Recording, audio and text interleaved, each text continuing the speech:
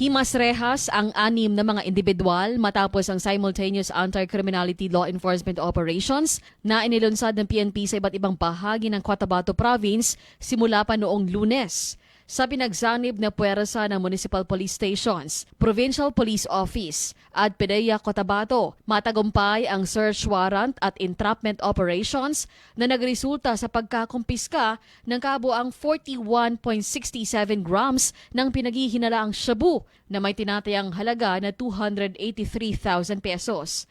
Sa Kidapawan, 4 ang naaresto kabilang si alias Joe. Siya ay nakuhana ng 10 gramo ng shabu na nagkakalaga ng 62,000 pesos sa loob mismo ng kanyang silid sa Barangay Indangan. Nasakote rin sa bypass operation sa Barangay Lanao si alias Margarito, 40 anyos, na nakuhana ng 9 na sachet na nagkakalaga ng 55,000 pesos.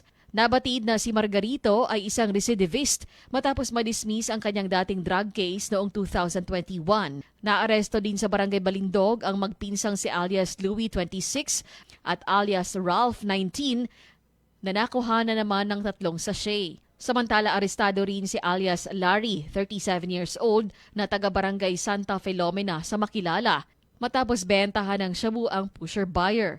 Sa Mlang, Cotabato, arestado rin si alias June sa Barangay Dugong matapos makuhana ng 10 sachet na may timbang na 10 gramo.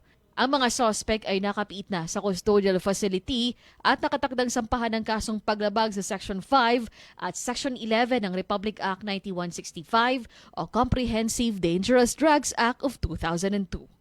Cherry May Tapia, NDBC Bida Balita.